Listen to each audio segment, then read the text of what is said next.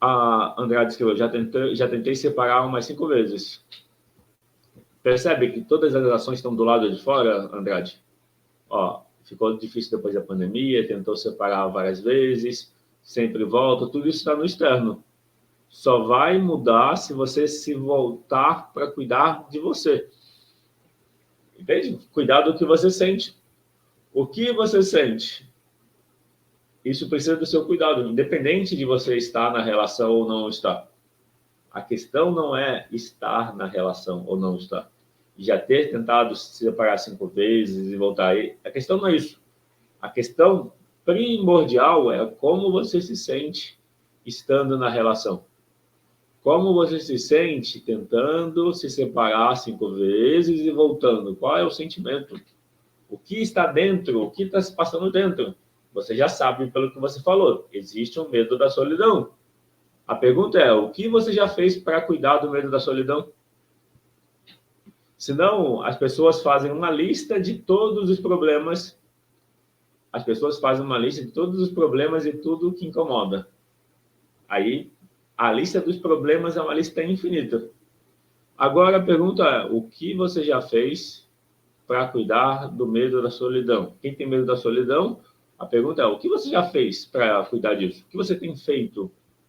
Como diariamente você procura trabalhar o medo da solidão? Medo da solidão é o medo da tristeza, nada, pronto.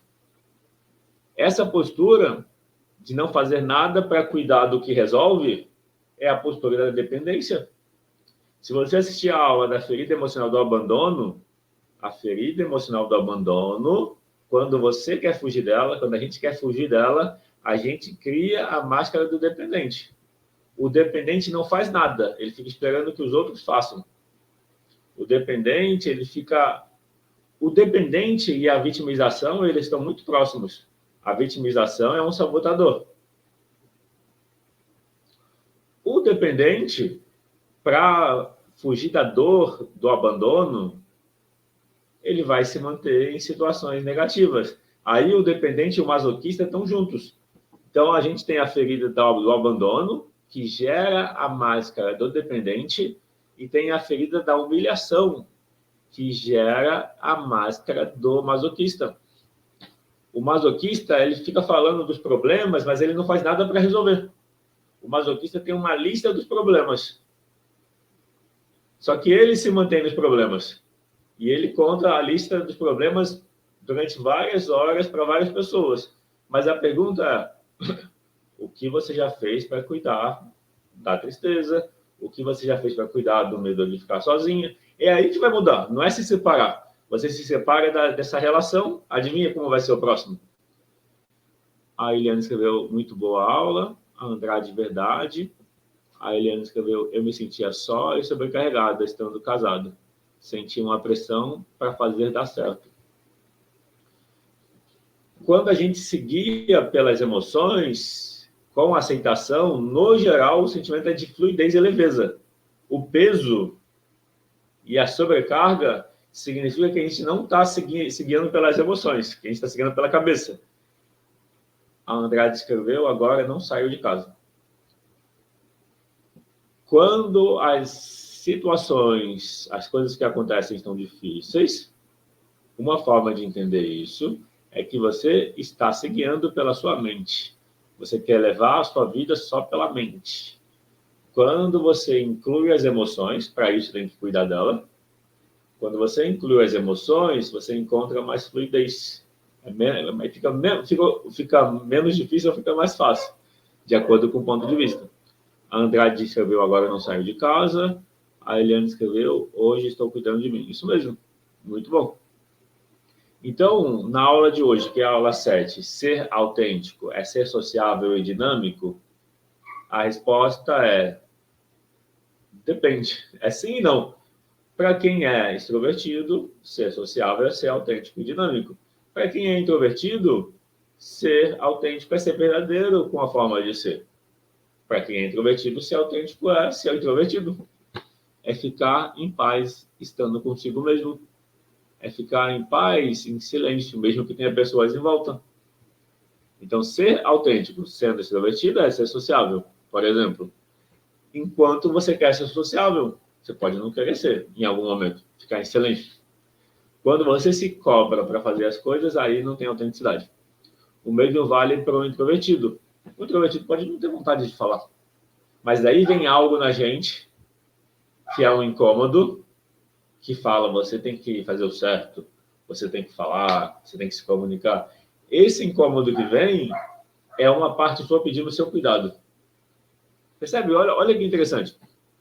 Eu vou reforçar isso.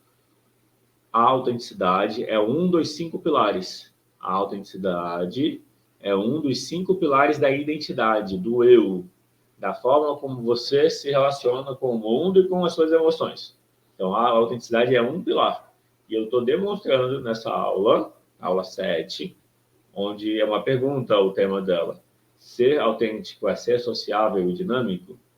Eu estou mostrando como o pilar da autenticidade é um termômetro para o quanto você está em harmonia com as suas emoções. A sua autenticidade é maior quanto mais você cuida das suas emoções. Se você, por medo, deixa de fazer coisas, você também está vivendo menos.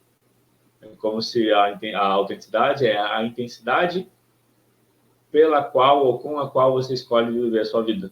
E essa autenticidade depende só de você, das suas escolhas. Mas se você não quer cuidar das suas dores e você quer que os outros cuidem, você vai diminuir a autenticidade e vai ficar sofrendo. Aí tem dor no corpo, adoece. São escolhas, está tudo bem. Uma coisa importante é respeitar a escolha dos outros. Alguém pode escolher se manter em sofrimento. A Andrade escreveu, eu era uma pessoa bem comunicativa. Então, se você deixou de ser comunicativa por causa dos problemas, do sofrimento, etc., você diminuiu a sua autenticidade. E aí, eu reforço, isso só muda se você cuidar da tristeza e do medo, que está dentro de você. Essa tristeza e medo normalmente veio lá da infância, não começou no relacionamento. Talvez você escolheu o relacionamento que te traria desafios, talvez não, é o que acontece. As pessoas que a gente atrai para a vida, ou as pessoas com quem a gente se conecta, que a gente atrai várias pessoas.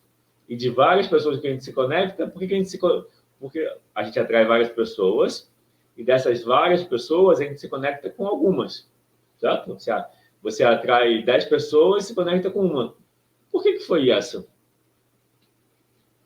Normalmente é a pessoa que vai trazer o desafio que você precisa resolver dentro de você. Aí a questão chave é, e se você escolhesse outra? Provavelmente essa outra traria um outro desafio. Talvez o mesmo, mas com uma outra perspectiva. A Eliane escreveu, faz todo sentido. A Eliane, vixe. O que a gente não resolve continua na gente. O problema não é o relacionamento. O relacionamento é um espelho para algo que eu não resolvi em mim. Então, se no relacionamento eu me sinto sem liberdade, se no relacionamento eu me inibo, eu acho que se eu fizer o que eu acho certo, vai terminar a relação. Então, se no relacionamento eu tenho essa postura de achar que se eu for verdadeiro, se eu fizer o que eu quero, a relação vai... A Andrade escreveu, eu tive uma infância muito triste. E aí, Andrade, fora ter tido uma infância muito triste, você não percebe o que você faz para manter o hoje muito triste também. Percebe? O que eu estou dizendo como autorresponsabilidade é olhar como eu mantenho essa tristeza hoje. Houve uma tristeza na infância. Então, a infância foi muito triste. Hoje, o que você faz para cuidar dessa tristeza? A dependência mantém a tristeza. Não cuidar de si, não se posicionar, não olhar para as suas necessidades, mantém a tristeza. Então, houve uma tristeza na infância, essa tristeza não desaparece se a gente não cuidar dela. A tristeza só diminui quando a gente cuida dela. Então, se na infância teve tristeza, e para muitas pessoas isso acontece, a gente vivencia tristezas na infância. As tristezas da infância são as feridas emocionais. A questão é quando você vai entender que você precisa cuidar dessa tristeza? Com que idade você vai entender isso? Você vai esperar quanto tempo mais? Hoje você está ouvindo que a tristeza que você sentiu na infância, continua hoje. E essa tristeza da infância continua hoje e vai continuar aumentando com o tempo até você entender que você precisa cuidar do seu eu emocional. Como cuidar? Com o diálogo, o que você fala para você, com a forma como você cuida de si.